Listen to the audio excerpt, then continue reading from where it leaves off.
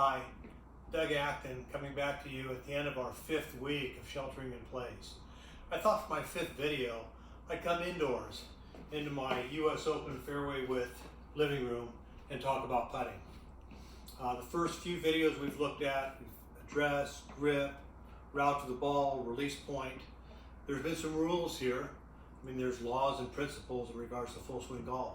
When you get to putting, throw them all out except one. Can you start the ball on line? That's it. We've watched golf on TV maybe the last 5 weeks, looked at all these old films and recent films of players from Hogan to Palmer to Nicklaus to Crenshaw to Tiger. There's a lot of ways to putt. All these guys win, but they don't all do it the same way, but they do all start the ball on line. So for today, I want to give you a drill that I think will help you, and then share a theory that will help us find your personal best. Let's do the drill first. We're going to come inside. I've got balls set up. I've got the leg of a chair here, and I'm 2 feet, 3 feet, 4 feet. I'm going to get set. I'm going to put the putter where I can see the hole. Get set. Hit my putt. Pow. Got it. Can I do that again? Let's set the putter down. Let's knock it in. Got it. Let's go to 3 feet. Let's put the putter down. Same spot, same stroke. Can I do that? Yes, I can. Let's go to 4 feet. Same setup, same spot, same putt. Ooh, I pulled it off again. Good for me. So 4 for 4. That means I can putt, or at least I have a chance to putt well. So we've done that. One of the things that you saw with me was that I set up the same way every time. My hand was in the same place, the ball was in the same place, and I have a theory that everybody has a sweet spot, and it's really, really important. I came across this with my Sam Putt Lab in 2009, 2010. I got onto putter fitting, I got into teaching putting, and I'm just such a strong believer in it that everybody has a place that feels their best.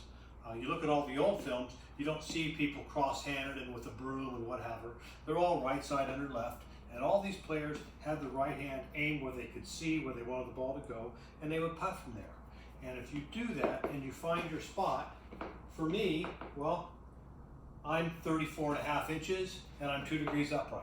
That's my sweet spot, okay? So the first thing to do is let's find your sweet spot. Where does your hand hang? Where do you feel comfortable?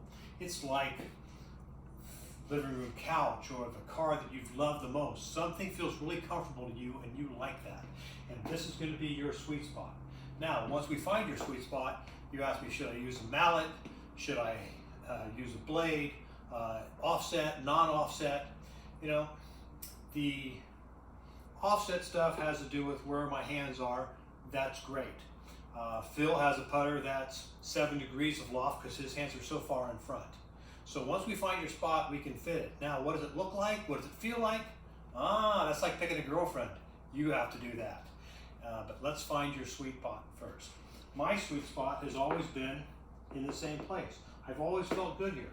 When I played golf, my clubs were all a degree flat. They've been a degree flat for 45 years. Same swing, same route to the ball. So I thought I was a smart guy, and I had my putter 1 degree flat. Guy came in, brought my Sam Putt Lab to me in my shop in Carmel, and we got on it, and I putted. And at that point in time, I'd have a putter that's 1 degree flat, and I'd be about here. And so I would putt. That's about the success I had. Okay? Now look at my putting stroke, and my face is 2 degrees left.